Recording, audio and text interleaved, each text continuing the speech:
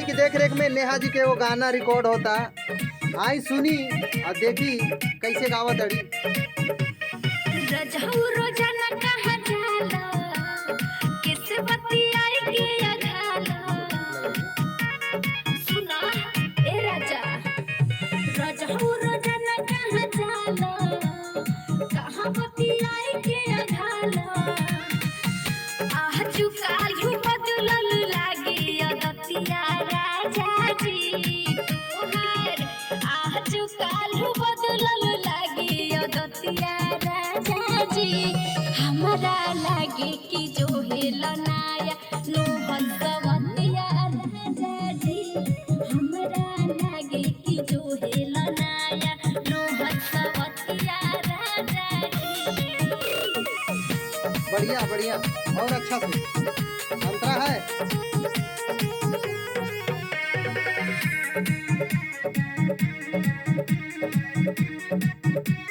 आओ रेडी।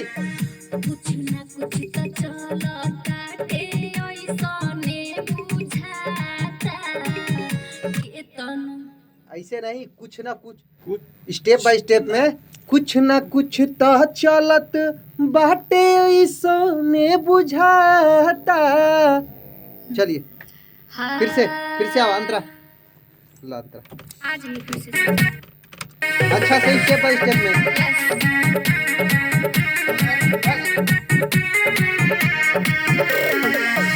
कुछ ना कुछ तो चलत बाटे ऐसने बुझाता। केतनो छुपहिबा बतिया सब हो बुझाता। सब बुझाता।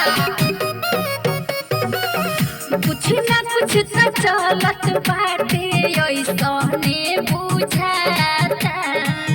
केतनो छुपहिबा कइलो ऊपर से जानाता।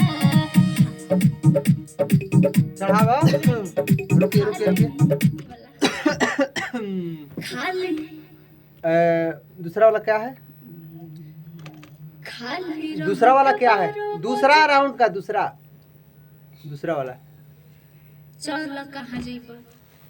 वही पंच लाइन दूसरा कावन है। दूसरा अंतरा का पंच लाइन। हाय हम का दे रे। हाँ नीचे वाला। दूसरे के मलाई रे। हाँ ठीक है। आवा आई फिर से ले लीजिए, बस उतना ही।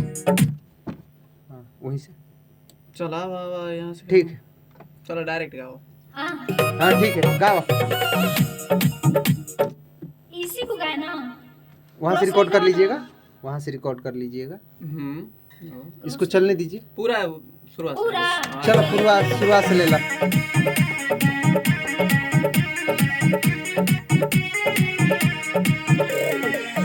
कुछ ना कुछ तो चलत बाटे ऐसने बुझाता।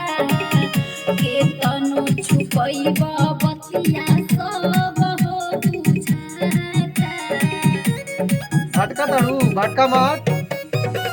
कुछ ना कुछ तो चलत बाटे ऐसने बुझाता। केतनो छुपइबा कइलो ऊपर से जानाता। दूसरा के मलाई लगे अपन मटिया राजा जी तोहके। दूसरा के मिठाई ठंडी का मौसम बा भैया, सबके प्रणाम। जितना भी भोजपुरी श्रोता समाज बानी जा, और ये आप लोग के गाना चंदन आज भर भोजपुरी पे देखे के मिली। तो अच्छा लगी तो आप लोग लाइक शेयर कमेंट और चैनल के सब्सक्राइब जरूर करब जा।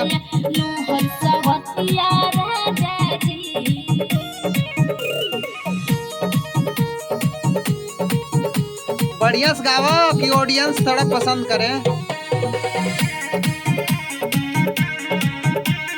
दूसरा अंतरा चल कहाँ जइबा अहुरा हब तहरा टाई में। भीतर पूरा जवन पकावे लकारी में। चल कहाँ जइबा अहुरा हब तहरा टाई में। भीतर पूरा जवन पकावे लकारी में। दूसरा के